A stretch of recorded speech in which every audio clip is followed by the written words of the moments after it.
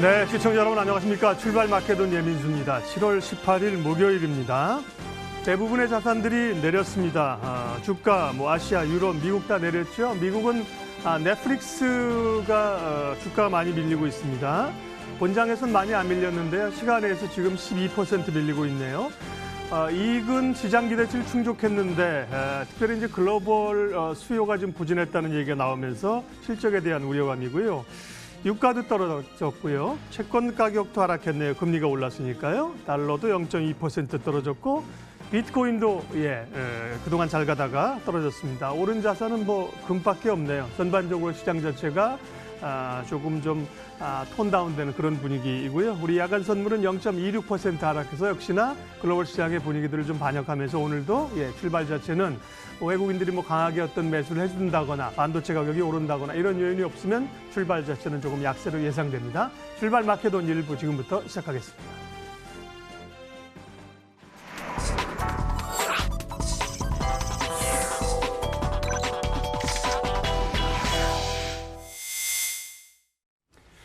네, 시장의 신호를 읽어라. 마켓 시그널 한국투자증권 이프렌즈예요. 박재영 차장님 함께하는 날입니다. 어서 오십시오, 차장님. 안녕하십니까. 그러게요. 조금 올라야 되는데 어제도 기관 매도들이 있었고 핑계는 미중 간의 문제가 또 좀 꼬였다. 해먹은 얘기인데 말이죠. 바이오 얘기 좀 할게요. 이제 바이오가 어렵다가 조금 살아나는 듯했는데 그게 이제 소위 첨생법이라고 부르는 이제 바이오법이었는데 어제 이제 결국 통과가 안 됐어요. 법사위에서 전체 회의가 안 열렸는데 바이오 관련된 이슈나 흐름들 판단 좀 해주십시오. 네, 법사위 통과한다라고 해서 몇몇 종목들 그러니까 줄기세포라든지 이런 쪽 어제 굉장히 어려운 시장이었음에도 불구하고 선방을 했었는데 네. 좀 아쉽게도 본회의에서 통과가 안 됐습니다. 지금 제약바이오 같은 경우에는 사실 지금 너무 안 좋기 때문에 정부의 무슨 정책적 지원이라도 좀 기대하고 있는 그런 목소리들이 굉장히 큽니다. 삼성바이오 사태, 인보사 문제, 그리고 제약바이오 업체가 특별 감리 이런 것들 받으면서 사실 코스닥이 굉장히 좋다가 코스닥 하락의 빌미가 됐었거든요. 그래서 지금은 이제 워낙에 안 좋으니까 이런 부분에서라도 조금 수혜를 좀 입지 않을까. 제약바이오 쪽은 좋은 얘기가 하나도 없습니다. 한미약품도 기술 수출된 거 반환됐고 삼성바이오로직스 어제 김태한 이제 사장이 구속영장 관련해서 실질 심사를 받는다. 그것뿐만이 아니라 레미케이드 판매가 부진하면서 셀트리온, 삼성바이오로직스 실적에 대한 우려감도 지금 커지고 있는 그런 상황인데요. 전반적으로 안 좋다 보니까 이런 정책에 기대는 움직임들이 좀 나오고 있는 것 같습니다. 그런데 당장 효과를 보기에는 이런 법안 하나 통과됐다라고 해서 제약바이오가 올라간다? 이렇게 생각하기는 좀 어려울 것 같고요. HAB 문제라든지 인보사 문제라든지 한미약품 기술 반환 이런 것들이 시간이 좀 지나고 가셔야 되는 성과들을 좀 보여줘야 된다라고 생각을 하거든요. 그래서 실질적으로 무엇인가가 신약이 개발되는 걸 좀 보여줘야 지금 임상 3상에서 다 고전을 면치 못하고 있는 거거든요. 그래서 최근에 그 시장에서의 반응은 임상 3상 진행 중이라 하더라도 안심할 수 없다라는 분위기가 굉장히 커지고 있기 때문에 무언가 하나 진짜 실질적으로 보여줘야 되는 게 필요할 것 같고요. 제약바이오를 지금 사실 제약바이오는 무엇인가가 눈에 보이는 것보다 분위기 때문에 움직이는 경우가 굉장히 많거든요. 예. 기세 이런 것들이 굉장히 중요합니다. 아무것도 없더라도 제약바이오 관련돼서 사업을 한다라고 하면서 급등하던 이제 재작년에 생각을 해보시면 그때는 아무것도 없어도 그냥 분위기로 올라갔거든요. 지금은 그런 분위기가 아니기 때문에 이거 예전보다 많이 싸졌는데 저가에서 들어가야 되는 거 아니야? 이런 생각은 조금 이제 섣부른 생각이 될 수도 있다라고 좀 말씀을 드려보겠습니다. 네. 어제 보면 한원 시스템이 강세를 특별히 좀 보였는데요. 자동차 단이 그렇게 강한 건 아니었는데 이 부품주가 좀 움직일 수가 있습니까? 아니면 한원 시스템 자체적인 좀 모멘텀으로 움직인 건가요? 지금 전반적인 자동차 업체는 굉장히 안 좋습니다. 예. 일본의 규제가 이제 다음 타겟이 반도체 다음에 일본이 또 자동차 산업이 굉장히 이제 발달해 있는 국가거든요.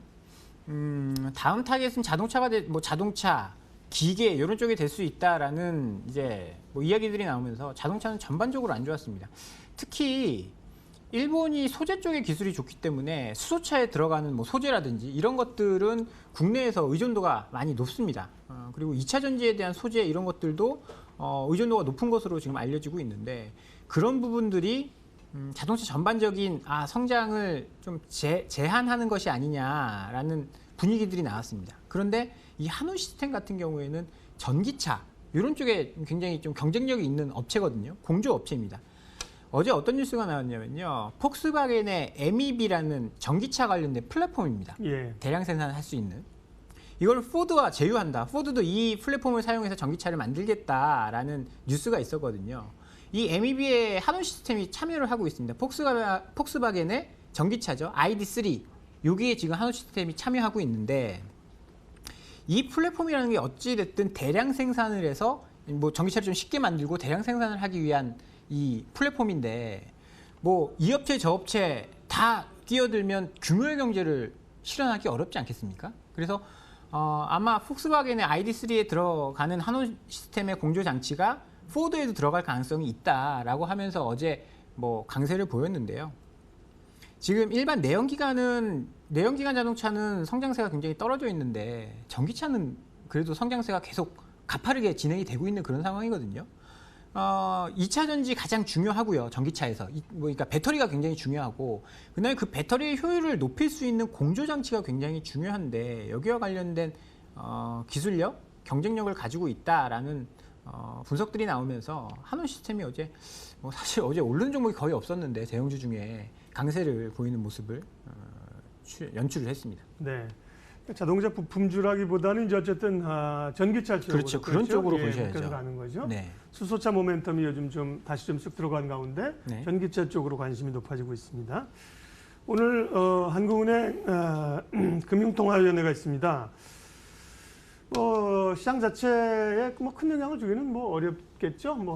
움직임도 그렇고요. 그렇죠? 혹시나 내리면, 혹시나 금리를 네. 인하하면 시장에 영향이 있겠지만, 긍정적인 네. 반응을 끌어올 수 있는데 네. 아직까지는 그래도 동결할 것이다라는 목소리가 굉장히 컸는데 그래도 한 2, 3주 전보다는 금리를 인하할 것이다라는 움직임이 그러니까 전망치가 굉장히 많이 높아졌습니다. 지금 한 70% 정도는 금리를 동결할 것이다라고 보고 있고 30% 정도는 이번에 내릴 수도 있다라고 보고 있거든요. 지금 미국 증시가 좀 흔들리는 이유 중에 하나는 약간 타이밍이 좀 안 맞고 있습니다. 뭐가 안 맞냐면 파월이나 이제 연준 위원들은 금리를 내릴 것이다라고 이야기를 해놓은 상태인데 지표가 좋게 나오고 있거든요. 고용 지표도 좋게 나왔고 소매 판매도 좋게 나왔습니다. 그러면 그 통화 정책을 하는 사람들 입장에서는 굉장히 난감한 거죠. 경기가 안 좋아서 금리를 내려야 되는데 지표들이 좋게 나오는데 금리를 내릴 명분이 사라지는 겁니다. 그런데 이주열 청재도 약간 지금 명분은 다 만들어졌습니다. 이번에 7월 수정경제 전망을 하향 조정하겠다라고 대부분 알려져 있고 왜냐하면 수출도 안 좋고 경기 전망도 지금 떨어지고 있고 그래서 지금 2.5%에서 어느 정도 낮추느냐가 관건이지만 낮출 것이라는 것은 거의 대부분 이제 컨센이 형성되어 있는 거고 인플레이션 7개월째 0%대 상승을 하고 있거든요. 그럼 지금 물가가 안 오른다라는 이야기입니다. 물가도 안 오르고 경제 전망도 낮고 최근에 또 일본과 문제가 생기고 있죠. 일본과의 마찰이 생기고 있죠. 이런 것들 예방하기 위해서 금리를 내린다. 명분은 완벽하게 갖춰졌거든요. 그런데 지금 여러 가지 눈치를 보고 있는 것 같습니다. 정부 눈치도 조금 봐야 되는 그런 상황인 것 같고. 조금만 보는 건가요?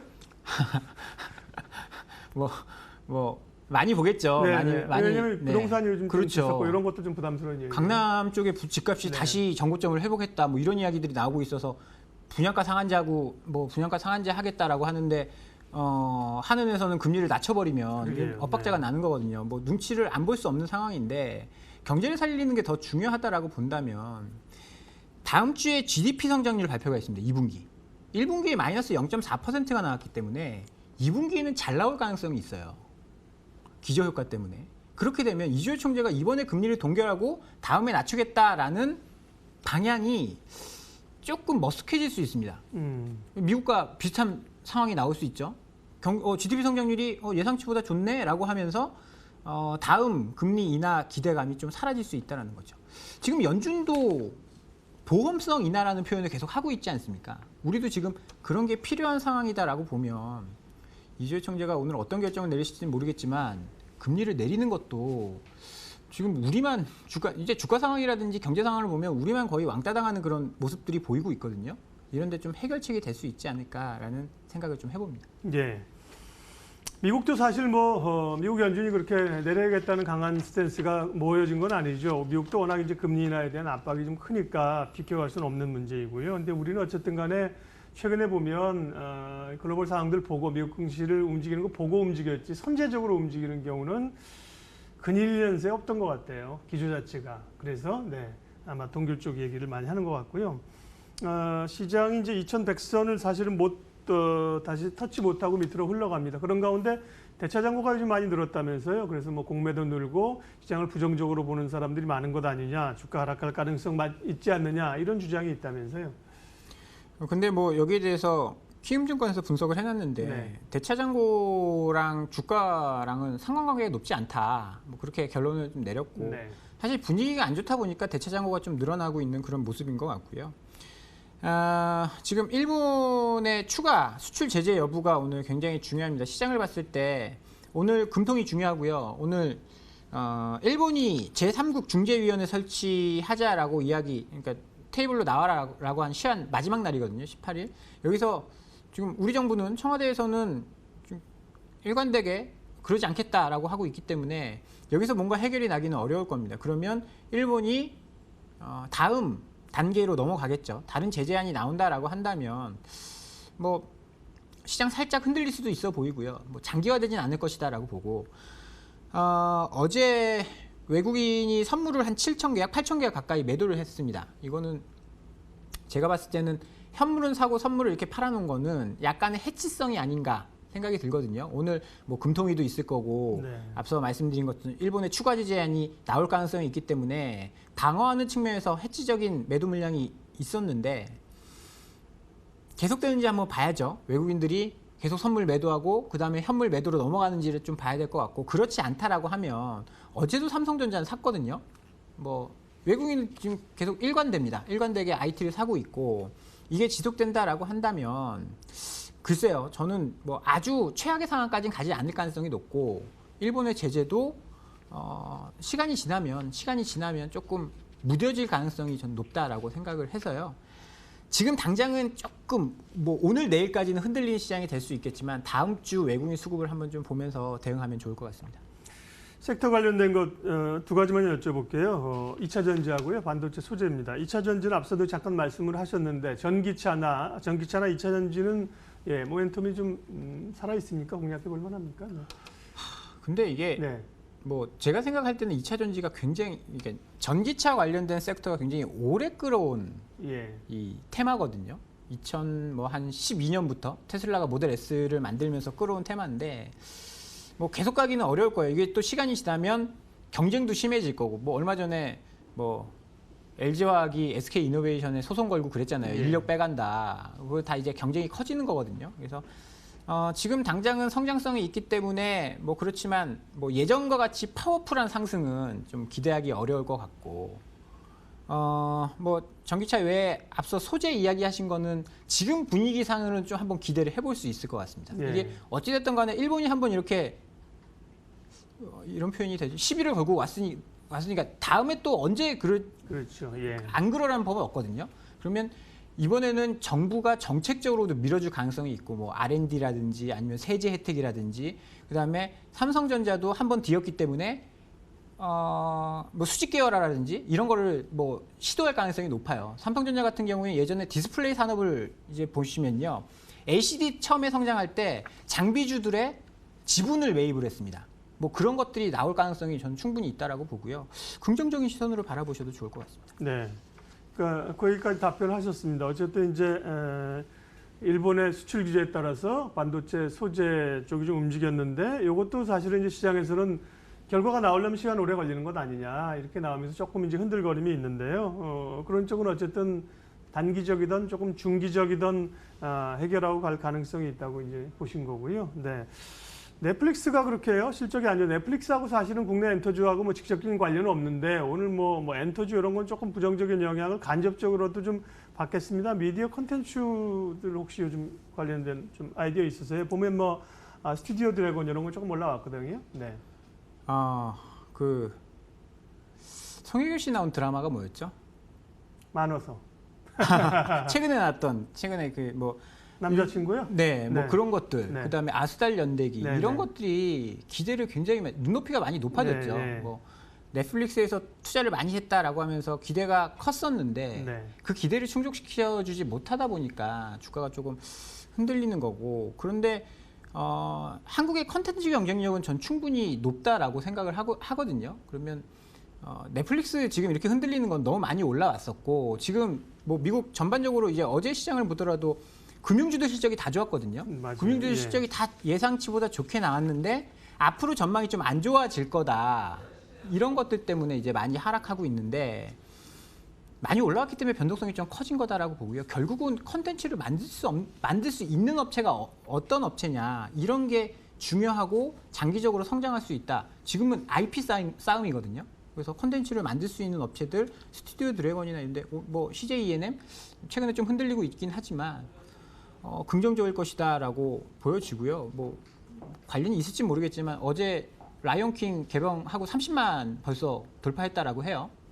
디즈니 알라딘 1000만 넘었다라고 합니다. 네. 경쟁력이 그러니까 IP를 가지고 있는 업체는 언제 터져도 터질 수 있다. 그렇게 좀 말씀을 드리고. 네, 좋은 의견이 있습니다. 당장 무슨 뭐 드라마뿐만 아니라 말씀하신 최근에 보면 뭐 웹툰 관련주라든지 IP 관련주들 사실 오르잖아요. 그런 것들이 이제 경쟁력을 갖고 부각이 좀 되고 있는 상황이라 좀 좋은 기업들 발굴해봐도 좋을 것 같습니다. 마켓 시그널 오늘은 한국투자증권 이프렌즈예요. 박재영 차장님과 함께했습니다. 수고하셨습니다. 감사합니다.